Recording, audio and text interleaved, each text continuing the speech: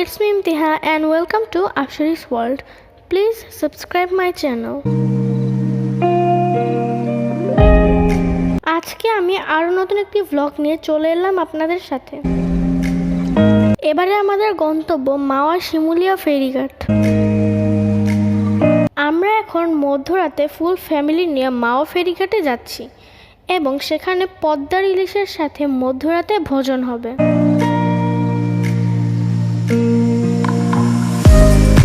এখন অনেক গভীর রাত, চারদিকে শুনশান নীরবতা। এরই মাঝে আমাদের গাড়ি ছুটে চলেছে। ব্যস্ত যান্ত্রিক জীবনের একঘেয়েমি থেকে মানসিক প্রশান্তি পেতে এমন লং ড্রাইভে যাওয়া উচিত। দিনে ঘুরতে গেলে হয়তো এমন অন্যরকম আনন্দ পেতেন না। রাতের নিস্তব্ধতা, তার সাথে পথচলা মনে হবে রূপকথার জগতে আছেন। এই নাইট ড্রাইভের পুরো পথ জুড়ে কোথাও যানজট ছিল না। এদিন মাসুম বাবাও সুশৃঙ্খলভাবে ড্রাইভ করছিল। আমাদের ছোট্ট মানহা পাখিও সারাটা রাত আমাদের সাথে জেগেছিল। বন্ধুরা, আমরা দেখতে দেখতে এখন মাওয়াঘাটে পৌঁছে গেলাম।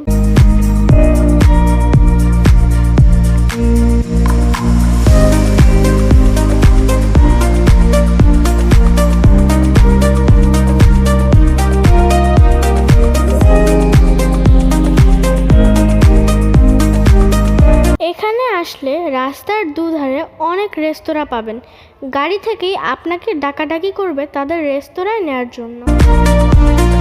আমরা তার মধ্য থেকে শখের হাড়ি রেস্তোরাঁটি ঠিক করলাম, আর এটাতেই আজকে আমরা মিডনাইট ডিনার উইথ ইলিশ, সাথে ভর্তা আর বেগুন ভাজি তো থাকছে।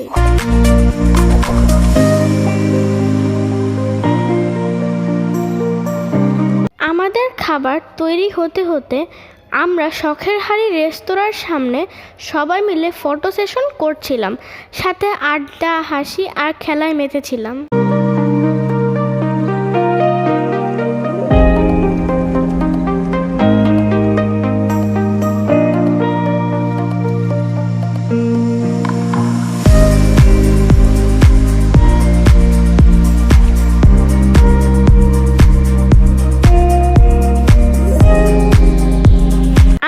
বড় সাইজের দুটা ইলিশ নিয়েছি।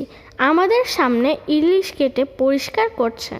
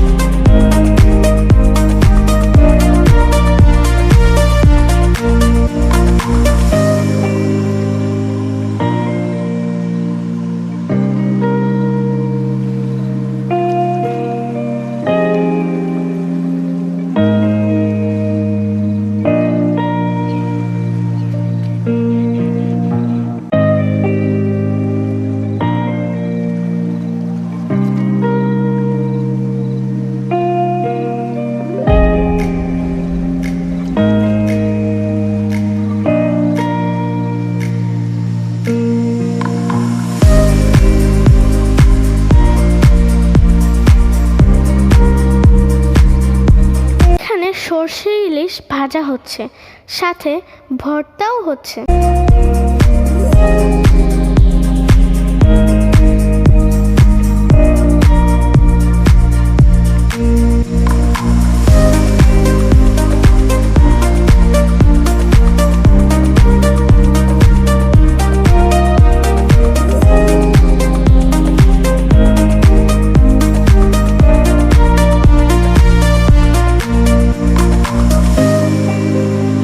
এরই মধ্যে আমাদের খাবার টেবিলে পরিবেশন করা হয়েছে।